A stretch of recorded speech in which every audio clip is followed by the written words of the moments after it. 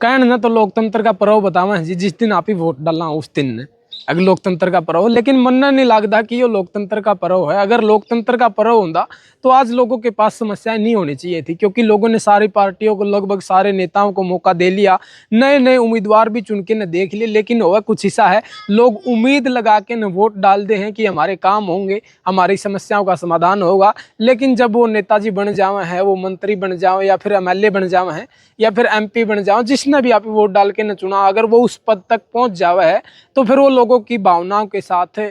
खिलवाड़ करने लग जाए, वो लोगों की भावनाओं को भूल जावे, लोगों की उम्मीदों को तोड़ देवा है। तो आज सबसे बड़ा सवाल यो है कि अगर सारे एक जैसे हैं तो फिर मतदान किसने करा, आप ही किसने चुना। तो मेरा मानना कुछ ऐसा है कि हमने कुछ ऐसे व्यक्तियों का चुनाव कर लेना चाहिए जिनने असल में ही लोगों के लिए कुछ कराया हो, लोगों के लिए संघर्ष कराया हो, लोगों का सहयोग कराया हो, लोगों का साथ दिया हो। मैंने भी आज ऐसे व्यक्ति को चुना है, ऐसी पार्टी को चुना है जिसने हमेशा लोगों के विकास की सोची है, लोगों के कार्य करने की सोची है, लोगों की समस्याओं को समाधान तक पहुंचाने की सोची है। मैंने ऐसे नेता को चुना है, आप भी किसी ऐसे नेता को चुने। अगर जिक्र करा, जो शुरुआत में जिक्र मैंने कराया था उसका कि सारी पार्टियां एक है, तो वो बात मैं क्यों बोल रहा हूँ, क्योंकि ये लोकतंत्र के नाम पर, लोकतंत्र का पर्व के नाम पर जो प्रचार करा जाने लग रहा है, मन न लागत सरासर झूठा प्रचार करा जाने लग रहा है और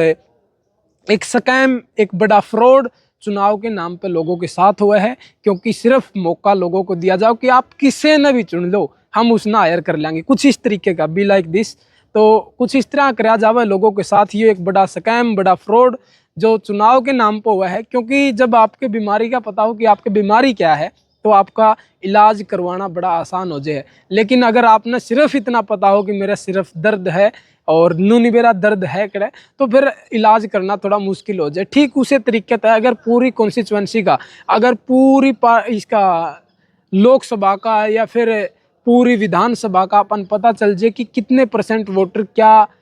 चाह रहा है, कितने परसेंट वोटर को किस तरीके से लुभाया जा सका है, तो चुनाव जीतना बड़ा आसान हो जाए है। किसको कौन सी मीठी गोली देनी है, किसको कौन सा चॉकलेट खिलाना है, किसको कौन सा कोल्ड ड्रिंक पिलाना है, अगर इस बात का अपन पता चल जाए तो चुनाव जीतना आसान हो जाए है। और इस पूरा का पूरा गेम ने बोलना जी ड्राइंग रूम पॉलिटिक्स, और ड्राइंग रूम पॉलिटिक्स के तहत चुनाव हुआ है, लोगों की भीड़ लगे हैं, लोग लाइनों में लग के मतदान करे हैं और फिर किसी नेता ने चुन लिया है, क्योंकि उनने कोई ऐसे नेता को हराना हुआ है जिसने पिछले 5 साल में काम नहीं करे और कोई मुद्दा नहीं लोगों के पास। लोगों ने सिर्फ एक ऐसे नेता का चुनाव करना है जो उस नेता को हरा दे जिसने पिछले प्लान में काम नहीं करा। इस धारणा को लेकर लोग वोट करे हैं, लोग उम्मीद लगा के न वोट करे हैं और फिर उम्मीदें टूटे हैं, लोगों की भावनाओं के साथ खिलवाड़ करा जावा है। किसी ऐसे व्यक्ति को चुने जिसने असल में लोगों की समस्याओं को समाधान करे हो, लोगों के लिए काम कराया हो, लोगों के लिए संघर्ष कराया हो, असल में वो चाह रहा हो कि मैं समाज के लिए कुछ करूं।